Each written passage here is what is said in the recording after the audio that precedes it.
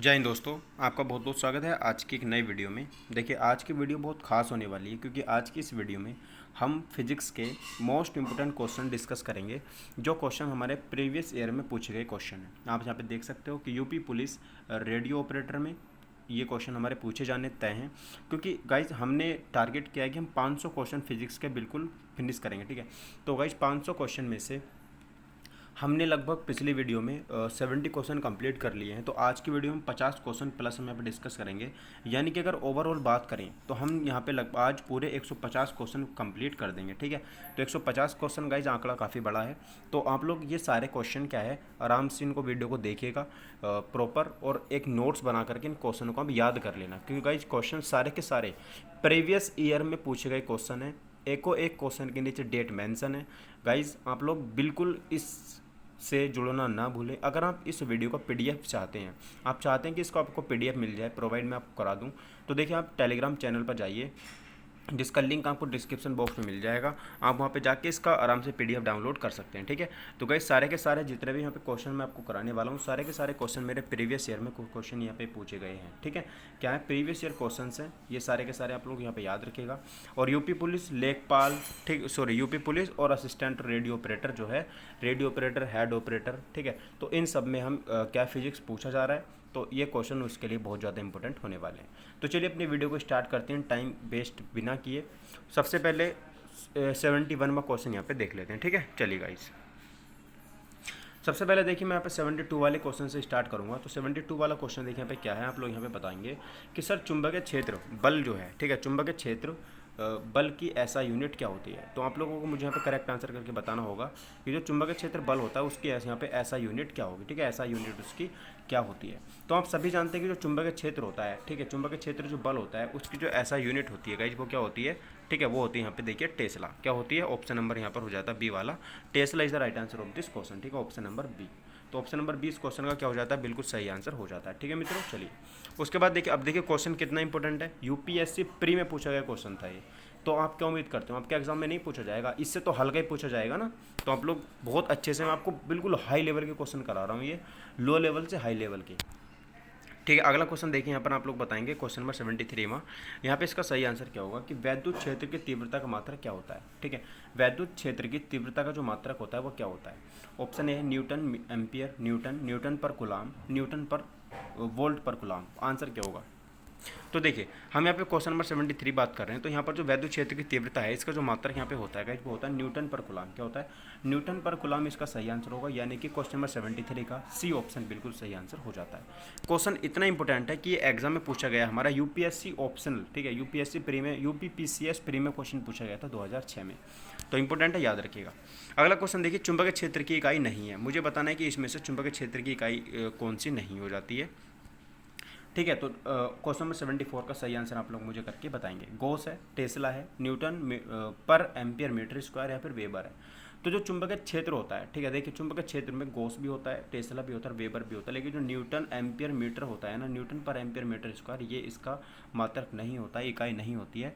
तो question number 74 का C answer बिल्कुल सही आंसर यहाँ पे हो जाता है। ठीक है, चलिए 75 देख लेते हैं। 75 देखिए क्वेश्चन यहाँ पे क्या हो जाता है,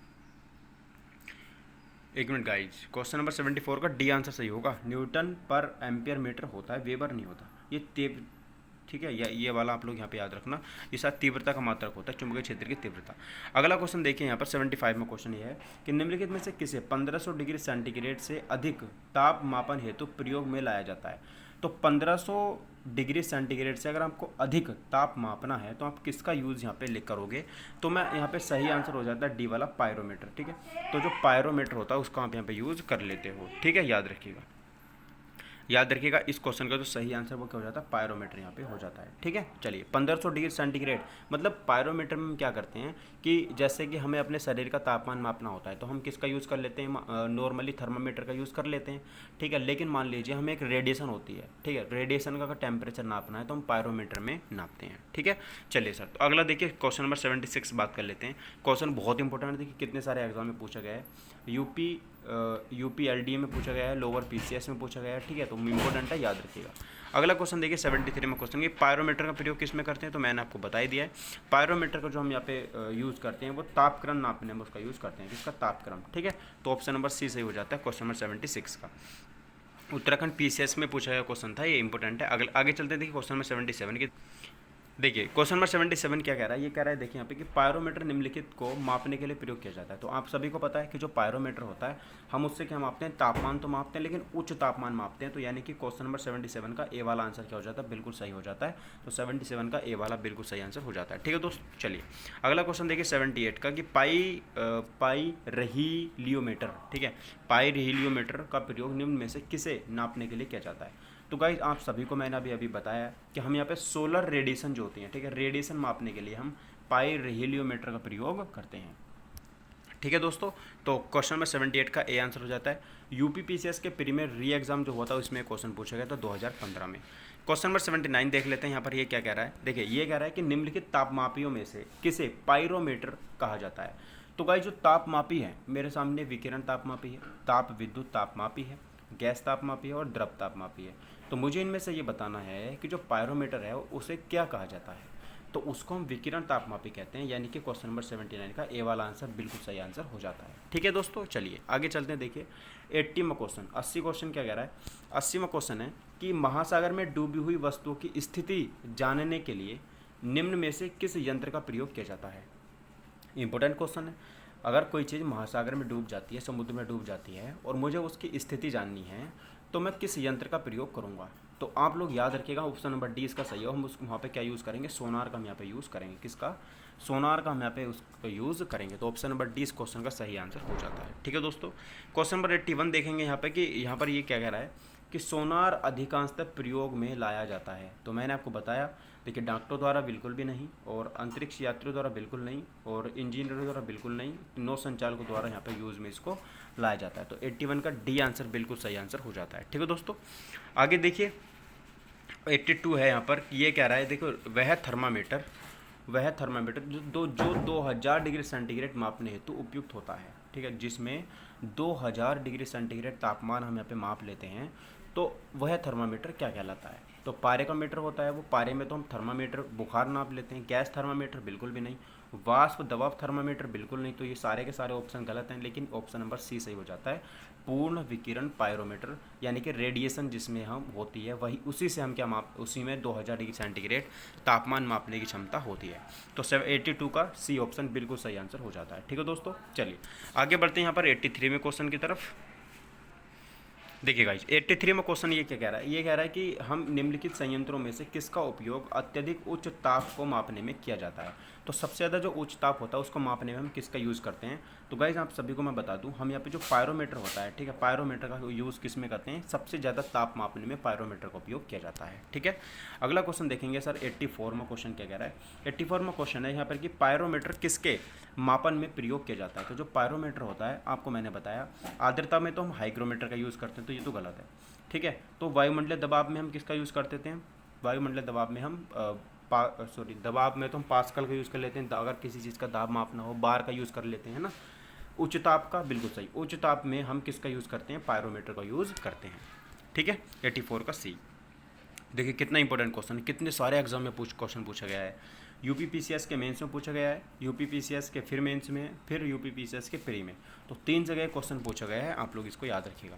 अगला क्वेश्चन इंपॉर्टेंट है 85 में। देखिए ये कह रहा है कि सर सापेक्ष आर्द्रता, ठीक है, जो मेरे रिलेटिव ह्यूमिडिटी होती है, ये किस में नापी जाती है। तो गाइज आपको मैं बता दूं, देखिए आर्द्रता जो होती है, अगर मैं सापेक्ष आर्द्रता की बात करता हूँ, अगर आप उसे मापना चाहते हो तो उसके लिए हम हाइग्रोमीटर का यूज़ करते हैं। किसका, हाइग्रोमीटर का। तो 85 का ए आंसर बिल्कुल सही हो जाता है। लैक्टोमीटर का यूज़ किस में करते हैं, तो दूध को नापने के लिए हम लैक्टोमीटर का यूज़ करते हैं। ठीक है, तो 85 का आंसर पहला वाला ही हो जाता है, यानी कि ए वाला।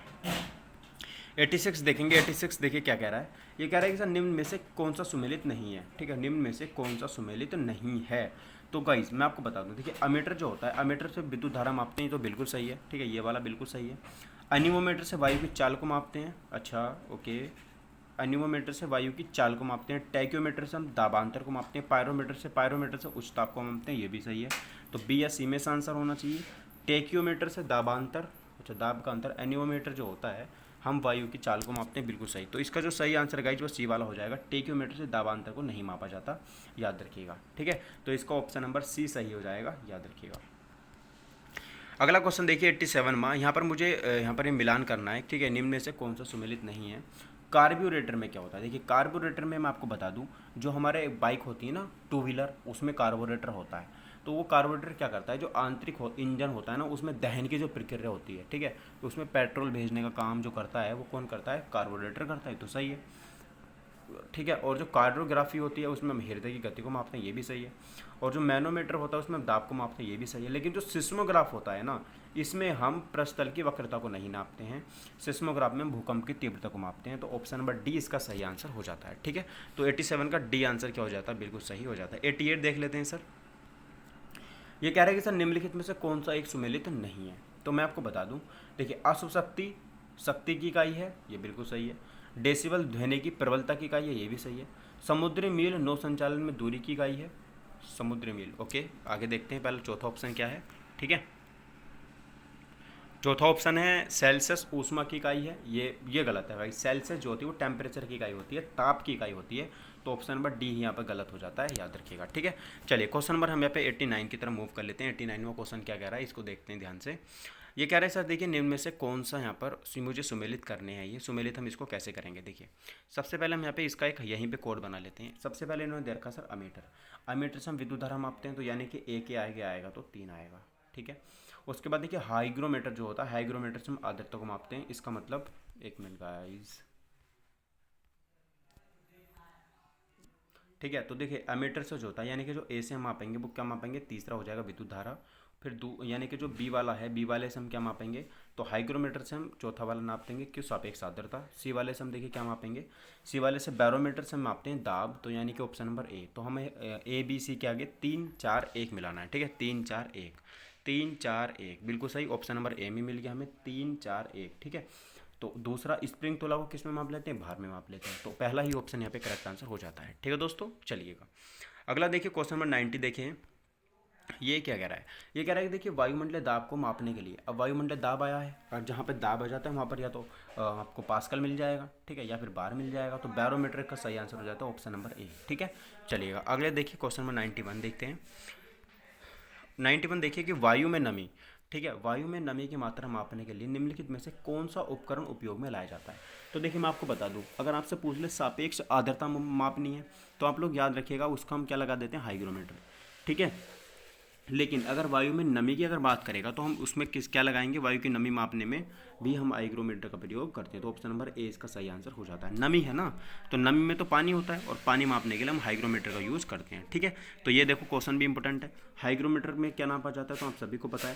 तो दाब मापा जाता है, बिल्कुल गलत, ठीक है। आर्द्रता मापी जाती है, तो वातावरण की आर्द्रता को हम हाइग्रोमीटर में मापते हैं, ठीक है सर। ये 92 हो गया, तो 92 का हमारा ऑप्शन नंबर बी यहाँ पर सही आंसर हो जाता है, ठीक है सर। 93 देख लेते हैं सर। हवा में आर्द्रता को नापने के लिए किस उपकरण का प्रयोग किया जाता है। हवा में हमें क्या मापना है, हवा में हमें यहाँ पे आर्द्रता को मापना है, ठीक है। तो हवा में जो आर्द्रता होती है उसको नापने के लिए हम बेसिकली किसका यूज़ करते हैं, तो आप लोग यहाँ पे याद रखिएगा, ठीक है। किसका यूज़ कर लेते हैं, तो याद रखिएगा ऑप्शन नंबर ए इसका सही आंसर हो जाता है हाइग्रोमीटर, ठीक है। Hygrometer is the right answer of this question. तो हवा में आर्द्रता मापने के लिए हम हाइग्रोमीटर का यूज़ करते हैं, ठीक है सर। चलिए 94 में क्वेश्चन देख लेते हैं क्या कह रहा है। चलेगा, देखिए ये क्वेश्चन है कि वायु की आर्द्रता नापने के लिए किस यंत्र का प्रयोग में किया जाता है। तो देखो जो वायु की आर्द्रता होती है उसको मापने के लिए हम हाइग्रोमीटर का यूज़ करते हैं। तो क्वेश्चन नंबर 94 का ए आंसर बिल्कुल सही आंसर यहाँ पे हो जाता है, ठीक है। चलिए 95 में देख लेते हैं कि निम्नलिखित युक्तियों में से किसके द्वारा भूकंप की तीव्रता का मापन किया जाता है। तो सिस्मोग्राफ द्वारा हम भूकंप की तीव्रता को मापते हैं। तो 95 का बी ऑप्शन बिल्कुल सही आंसर यहाँ पे हो जाता है, ठीक है दोस्तों। चलिए 96 देख लेते हैं कि भूकंप की तीव्रता किस में मापी जाती है। तो आप सभी को पता है सिस्मोग्राफ में मापी जाती है। देखिए क्वेश्चंस को देख के बोर मत होइएगा, क्वेश्चन कैसे पूछा गया किस एग्जाम में, ये तरीका इसमें हम दिखा रहा हूँ, ठीक है। मैं दिखा रहा हूँ कि सर इस एग्जाम में क्वेश्चन इस तरीके से पूछा गया था, ठीक है। अब भूकंप से इतनी तरीके से क्वेश्चन पूछा जा सकता है जो आपके सामने है। अगला देखिए वायु दाब मापे की रीडिंग में अचानक गिरावट इस बात का संकेत है कि, अब देखो ये क्वेश्चन इतना इंपॉर्टेंट है गाइस, बहुत ज़्यादा इंपॉर्टेंट है। आप लोग इस क्वेश्चन को नोट कर लो। अगर वायु दाब मापी है, ठीक है, बैरोमीटर, अगर उसके रीडिंग में एकदम से उसकी रीडिंग गिर जाती है, ठीक है, तो वहाँ पर क्या होगा, तूफान चलेगा, क्या होगा, वहाँ पर तूफान आएगा। ये बात आपको यहाँ पे याद रखनी है। ऑप्शन नंबर डी इसका सही आंसर हो जाता है, नोट कर लेना इसको, ठीक है। 98 में क्वेश्चन देखिए, बैरोमीटर में पारे के तल की अचानक गिरावट क्या बताती है, तो वहाँ पर क्या हो जाएगा, तूफान आ जाएगा, क्या आएगा, तूफान का संकेत वो देती है, ठीक है। 99 देखिए क्वेश्चन में कि साधारण बैरोमीटर कौन कौन से द्रव में प्रयोग होता है, तो साधारण जो बैरोमीटर होता है उसमें पारा भी होता है, उसमें जल भी होता है और उसमें एल्कोहल भी होता है। तो इन तीनों चीज़ों से मिलकर क्या बनता है, बैरोमीटर का यूज़ बनता है, जो साधारण बैरोमीटर होता है, ठीक है दोस्तों। चलिए 100 में क्वेश्चन यहाँ पे हम देख लेते हैं, 100 क्वेश्चन क्या कह रहा है। देखिए क्वेश्चन नंबर 100 कह रहा है कि रक्तदाब मापने में किस यंत्र का प्रयोग किया जाता है, तो यार रक्तदाब अगर आपको मापना है तो आप स्फिग्नोमैनोमीटर का यूज़ करते हो, ठीक है। चलिएगा अगला क्वेश्चन देखिए, क्वेश्चन नंबर 101 में क्वेश्चन देखिए क्या कह रहा है। 101 में क्वेश्चन है कि कौन सा यंत्र रक्तदाब मापने में प्रयुक्त होता है, तो जो रक्तदाब होता है आप सभी को पता है, मैंने अभी बताया, हम स्फिग्नोमैनोमीटर का यूज़ करते हैं, यानी कि ऑप्शन नंबर सी पे हमारा क्या है, स्फिग्नोमैनोमीटर हो जाता है, ठीक है दोस्तों। चलिए क्वेश्चन नंबर 102 की बात कर लेते हैं कि एक सूची फर्स्ट को सूची सेकंड से मुझे मिलाना है, ठीक है। देखो कैसे मिलाएंगे, सबसे पहला है मेरा स्टेथोस्कोप, ठीक है। अब देखो स्टेथोस्कोप के बारे में मुझे पता नहीं है, लेकिन मुझे स्फिग्नोमैनोमीटर के बारे में पता है। तो स्फिग्नोमैनोमीटर क्या होता है, ये मेरा रक्तचाप को मापने के लिए यूज़ होता है। तो मुझे पता चलेगा सर यहाँ पे जो बी वाला है वो किसके साथ जा रहा है, बी वाला चौथे के साथ में जा रहा है, ठीक है, किसके साथ में, फोर्थ वाले के साथ में। कैरोमीटर में क्या करते हैं हम, कैरोमीटर में हम यहाँ पे सोने की शुद्धता को मापते हैं। तो सी वाला किसके साथ में जा रहा है, सी वाला जा रहा है मेरा दूसरे के पास साथ में।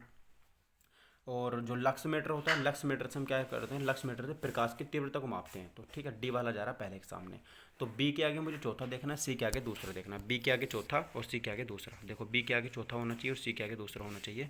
तो बी के आगे होना चाहिए चौथा, तो बी के आगे चौथा एक में ही है और सी वाले के सामने दूसरा। ऑप्शन नंबर सी इसका सही आंसर हो जाएगा, ठीक है। देख लो क्या हो जाएगा, सी वाला इसका सही आंसर हो जाएगा, 3 4 2 1।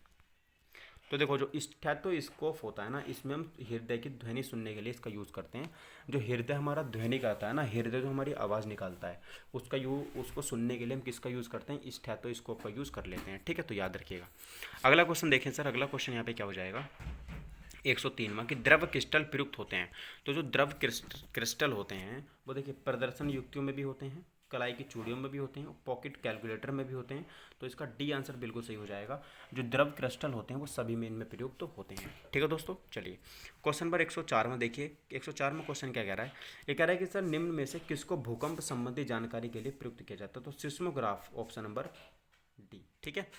पायरोमीटर जो उच्च तापमान होता है उसके लिए हम इसका यूज़ करते हैं, ठीक है। 105वां क्वेश्चन देख ले। देखिए 105वां क्वेश्चन क्या कह रहा है, ये कह रहा है कि यहाँ पर जो ओडोंटोमीटर होता है, क्या ये विद्युत चुंबकीय तरंगों की आवृत्ति मापने का यंत्र है, ओडोंटोमीटर।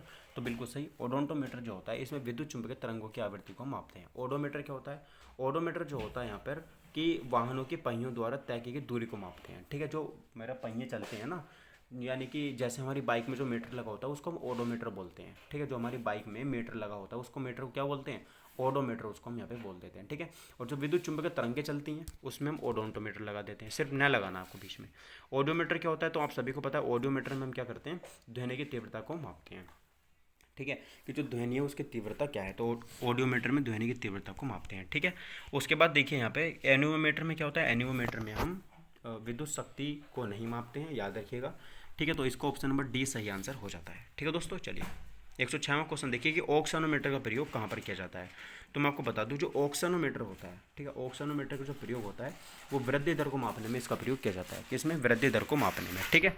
तो क्वेश्चन नंबर 106 का पहला आंसर बिल्कुल सही आंसर यहाँ पे हो जाता है, ठीक है। चलिए क्वेश्चन नंबर 107 है, मुझे मिलाना है, देखो सूची फर्स्ट को सूची सेकंड से मुझे मिलाना है। देखो सबसे पहले आप लोग ए वाला लिख लो, ए के साथ में कौन सा, देखो ए पे है एनीमोमीटर, ठीक है, ए पे क्या है, एनीमोमीटर है। तो आप लोग किसके साथ में जगाओगे, एनीमोमीटर क्या भूकंप मापता है, क्या ये वायुमंडलीय दाब मापता है, या ये वायु का वेग मापता है, या फिर ये वायुमंडलीय आर्द्रता को मापता है। देखो आर्द्रता को तो नहीं मापेगा, ठीक है। तो आर्द्रता को जो मापेगा, आर्द्रता को हाइग्रोमीटर मापेगा, यानी कि डी के सामने कौन सा आ जाएगा, डी के सामने आ जाएगा वायुमंडलीय आर्द्रता, डी के सामने तो चौथा ही आ जाएगा, ठीक है।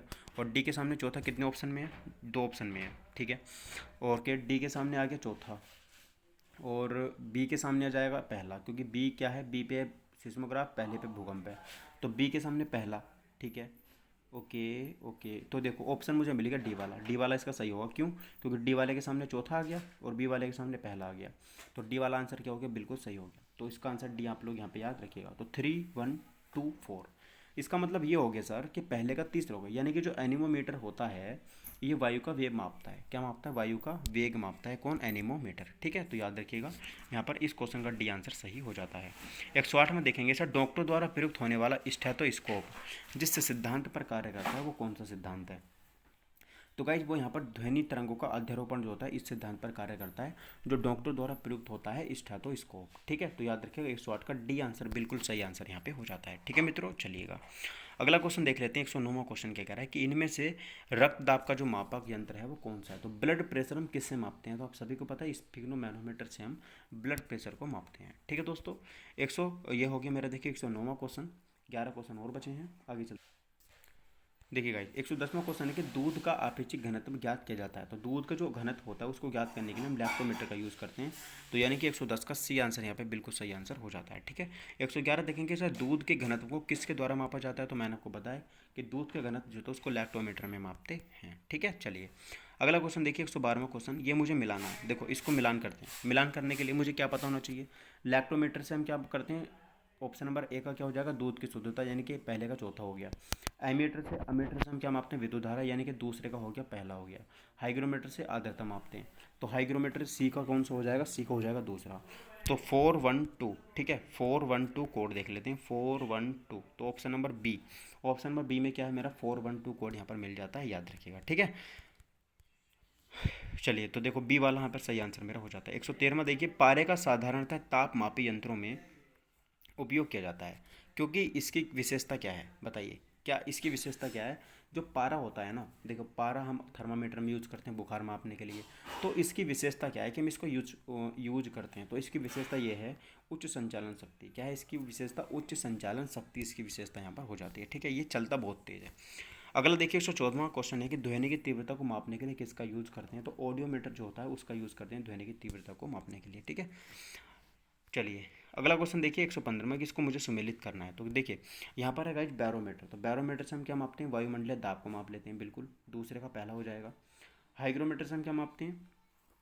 हाइग्रोमीटर से माप लेते हैं गाइस हम यहाँ पे आर्द्रता। ठीक है, फैदोमीटर से, हाँ हाइग्रोमीटर से माप लेते हैं हम यहाँ पे वायुमंडलीय आर्द्रता। तो यानी कि दूसरे का पहला और तीसरे का दूसरा। ठीक है, मिला लेते हैं। देखिए मिला लेते हैं, कहाँ पर है? देखो मिल गया गाइस, देखो दूसरे का पहला और तीसरे का दूसरा। ठीक है, तो यहाँ पर ए वाला ऑप्शन ही बिल्कुल सही हो जाता है, यानी कि पहले का डी होगा।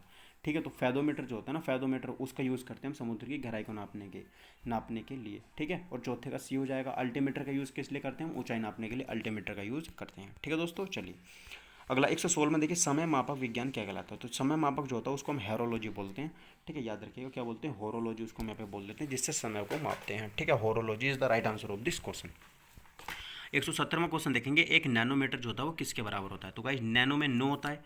नैनो मतलब 9, तो 10 की बात माइनस के 9 होता है एक नैनोमीटर। ठीक है, 118वां क्वेश्चन देखेंगे, एक माइक्रोस्कोप का प्रयोग निम्नलिखित में से किसके अध्ययन में किया जाता है? देखिए जो माइक्रोस्कोप होता है उसमें हम सबसे छोटी से छोटी वस्तुओं को बड़ा करके देख सकते हैं। तो माइक्रोस्कोप का डी आंसर बिल्कुल सही यहाँ पे हो जाता है। ठीक है दोस्तों, 119 देखिए, फैथोमीटर का प्रयोग किस में किया जाता है? तो समुद्री गहराई नापने में फैथोमीटर का यूज़ किया जाता है। ठीक है, 120वां क्वेश्चन देखिए, अपने भारित ट्रॉली बैग को चलाना शुरू करने के लिए आपको उस बल की अपेक्षा अधिक बल लगाना पड़ता है जो चलते हुए ट्रॉली बैग को चलाने में लगता है, यदि निम्नलिखित में से किसका एक उदाहरण है?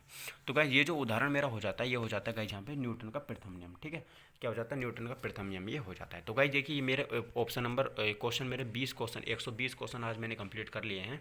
ठीक है, तो गाइज अब देखिए यहाँ पर हम जल्दी मिलेंगे अपनी नेक्स्ट वीडियो में। ठीक है, तो आप लोग क्या करेंगे? चैनल को सब्सक्राइब कर लेंगे और टेलीग्राम चैनल से जाकर के जुड़ जाएंगे, वहाँ पर आपको इसका वीडियो का पीडीएफ मिल जाएगा। ठीक है दोस्तों, चलिए जल्दी मिलेंगे अगली वीडियो में। Thank you for watching my video. Take care, bye bye, जय हिंद, वंदे मातरम।